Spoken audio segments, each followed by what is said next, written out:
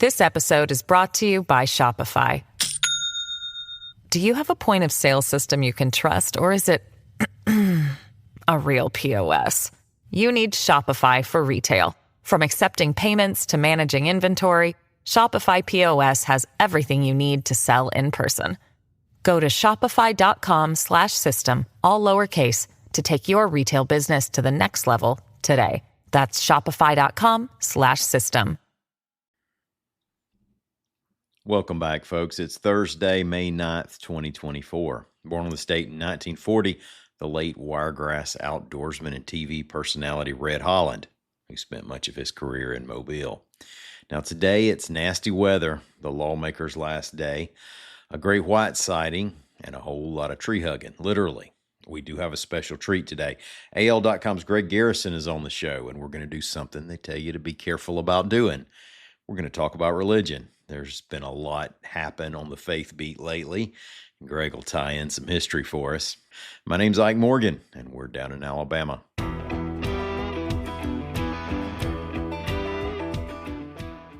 It was anything but quiet last night in parts of North Alabama, where some nasty weather came through yesterday evening into the overnight hours, and storms continue to work their way into the state. Last night, the Huntsville area had several tornado-warned storms move through. Emergency officials were saying that the town of Henniger sustained major damage. News of the aftermath was still unfolding as of this recording, and much more will be known as survey crews inspect the damage during the light of day. Also be aware that in much of the state, there's also a chance for storms today and then again later tonight. For breaking news and the latest weather, check out AL.com and AL.com/weather. Today is day 30 of the Alabama legislative session, making it by law the final day to make the magic happen on Goat Hill. Legislators still have to pass an education budget, reports AL.com's Mike Kaysen. A conference committee has approved a new version of that budget, and it needs to be voted on in both chambers. Some efforts still up in the air include banning Glock switches, which convert semi-automatic firearms into machine guns, extending the ban on classroom discussion of sexual orientation or gender identity in public school through 12th grade, defining male and female based on biological sex. Now, this could apply to women and girls sports and more. Making school and public library staff criminally liable for distributing sexual or gender-oriented material to minors without parental consent, and allowing virtual participation in parole hearings by inmates, law enforcement, victims, and others. Also, the lottery casinos package is still out there. Certainly a long shot at best. It's been within a single vote in the Senate of getting onto the ballot as a constitutional amendment for the first time in over 20 years. Receiving final legislative approval on Wednesday was a bill creating a group to establish a regional agricultural center in Warrior, a bill making it easier for police to seize street racing vehicles, and a bill increasing penalties for making some false reports to law enforcement. Remember the Carly Russell hoax? The bill that would have replaced the current state ethics law died in Senate committee. A video from researchers at the University of South Alabama is the first documented great white shark sighting along the Alabama coast, reports AL.com's Warren Kulo. The researchers spotted the shark in about 150 feet of water near the state's artificial reef zone back in mid-April, then saw it again 10 days later. Now, while it's the first documented sighting along our coast, remember that one was caught from the beach in Orange Beach just a little over a year ago. They named this shark Miss Paula, Pawla, after one of the South Alabama Jaguars mascots. They said she's an 8-foot juvenile, estimated to be around 15 years old. Great whites mature at around 30 years old, much like modern man. Sean Powers is the director of South Alabama's Stokes School of Marine and Environmental Studies. He said that in a decade of surveying reefs, artificial and natural, this is a first. Now, on an unrelated note, Memorial Day is May 27th, and that weekend marks the unofficial beginning of summer beach vacation season, so come on down, tourists. 1,123. That's how many trees were hugged by Auburn University graduate student Abu Bakar Tahiru in 60 minutes to establish a Guinness World Record. He did all of his tree hugging for this in the Tuskegee National Forest.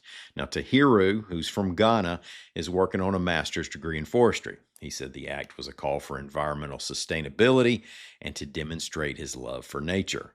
So if y'all walk up on somebody in the woods who's hugging a bunch of trees, it might mean that he has started a trend. Y'all remember to always get consent from the trees and watch for poison ivy. Folks, we're going to take a quick ad break so we can give the doorman a raise. When we come back, we're going to talk with AL.com reporter Greg Garrison, a longtime religion reporter and certainly an authority on religion and faith issues in Alabama. We'll talk about the Methodist split, the UMC conference, some attendance trends, and even a little Alabama history. You don't want to miss it. Back in a minute.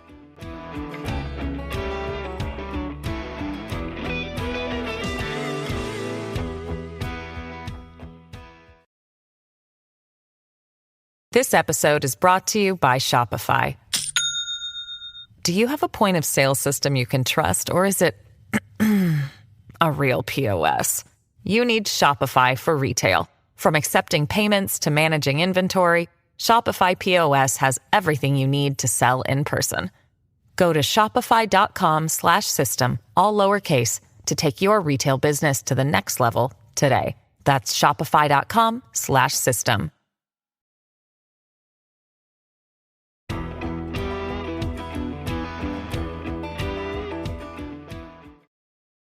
Well, thanks for coming back, everybody. We've seen the Methodist Church go through several months of division as churches nationally and especially in Alabama have left the United Methodist Church over possible looming changes in the church's view of gay marriage and gay clergy. The remaining UMC leaders met last month in Charlotte, North Carolina for the United Methodist General Conference. I thought it would be a great time to have Greg Garrison visit with us. He's covered faith in Alabama for many years and has been providing the reporting on these stories and more.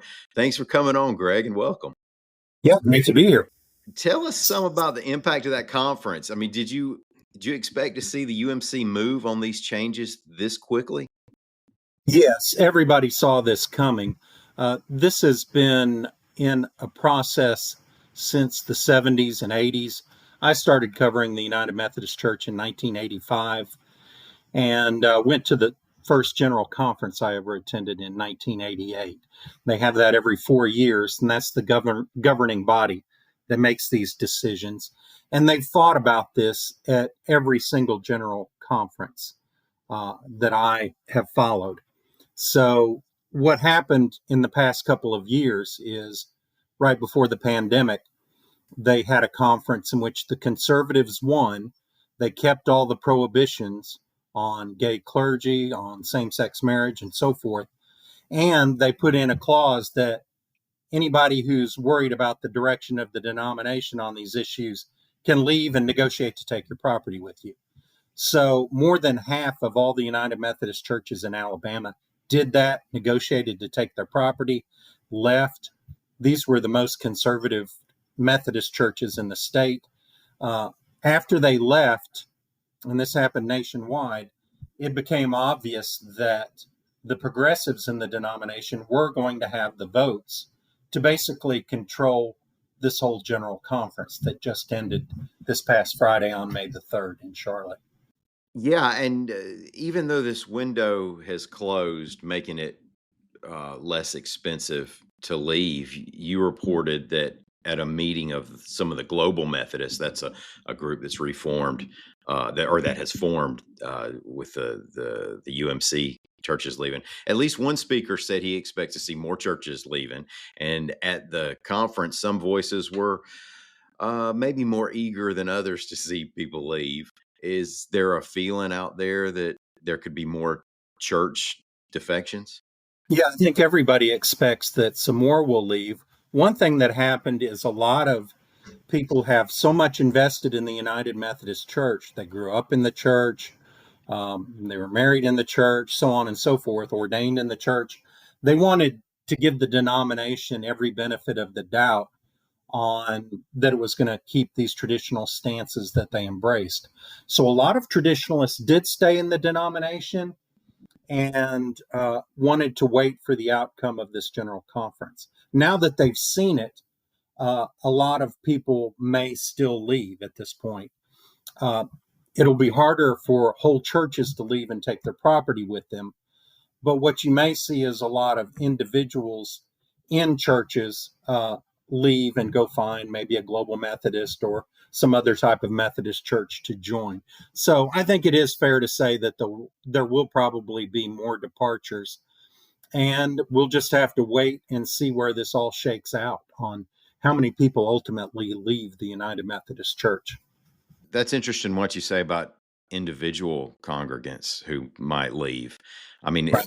I guess I don't want to speculate too much, but I mean, obviously the more conservative, because the vote wasn't unanimous on some of the gay marriage change and that sort of thing.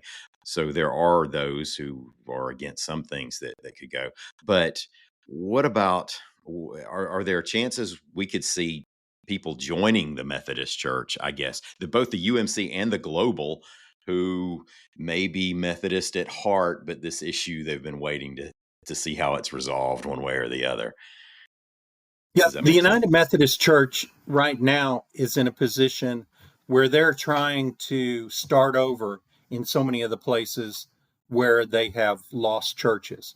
So you'll have small towns like Aniana, Albertville, Gunnersville, places like that, where the United Methodist Church left.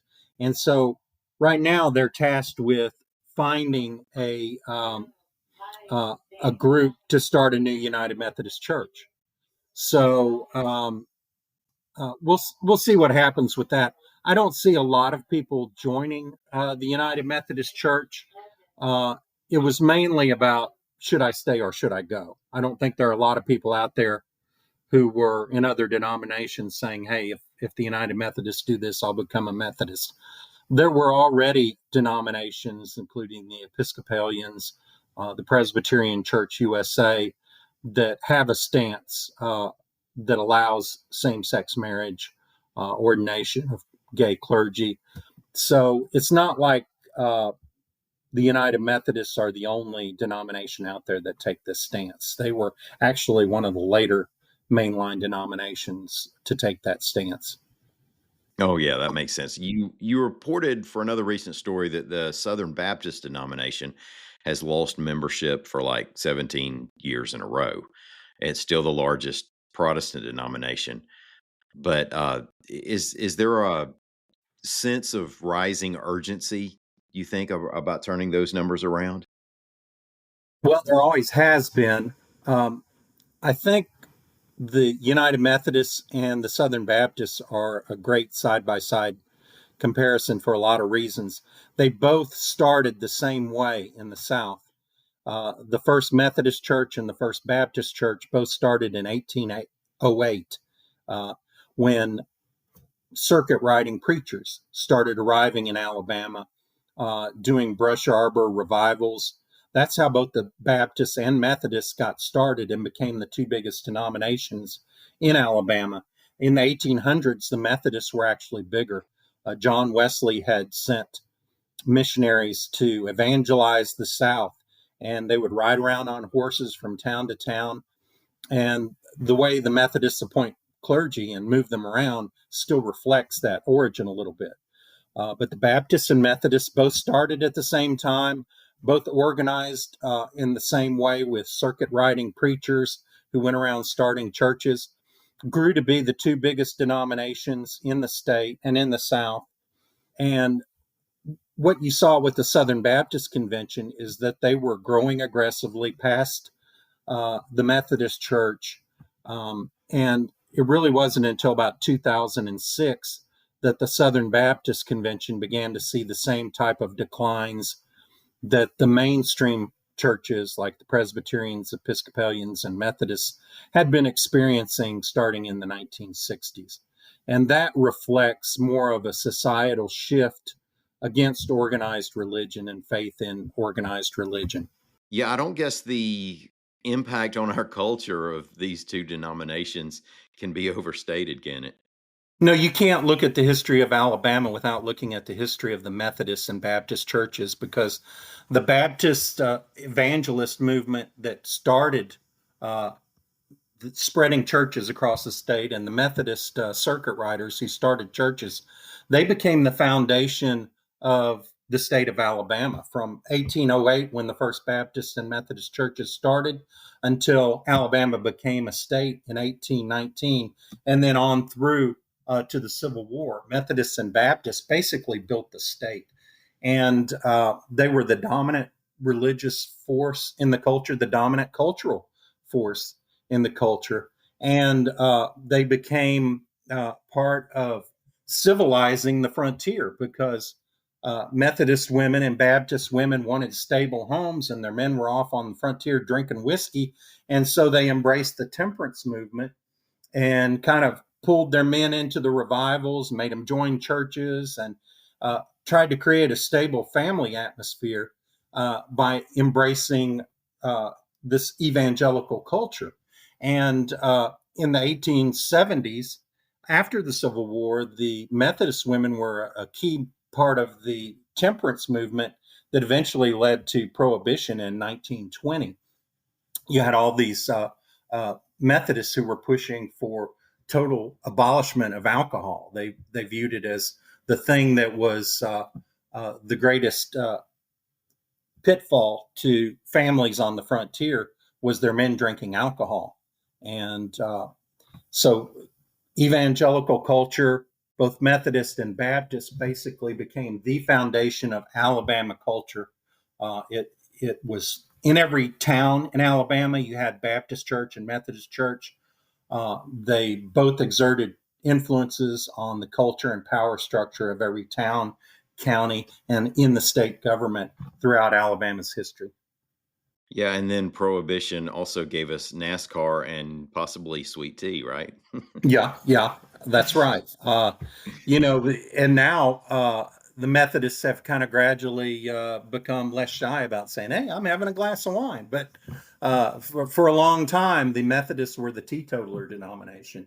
In fact, when I first came to Birmingham to be the religion writer for the Birmingham News, I got invited to the West End Temperance Union Club as a guest speaker at West End United Methodist Church, and it was 9 little old ladies in their 90s, and they still were part of the temperance movement in the 1980s, and back then Alabama was still mostly dry counties. Almost every county was a dry county, and of course we've seen a total revolution in the opening up of beer and wine sales throughout the state of Alabama, to the point where we have breweries everywhere in Birmingham and Huntsville now. Yeah, we remember the old State Line liquors at every road in Florida.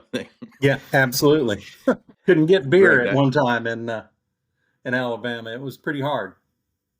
in Alabama, this is totally anecdotal, but the non-denominational churches, I would presume they lean conservative.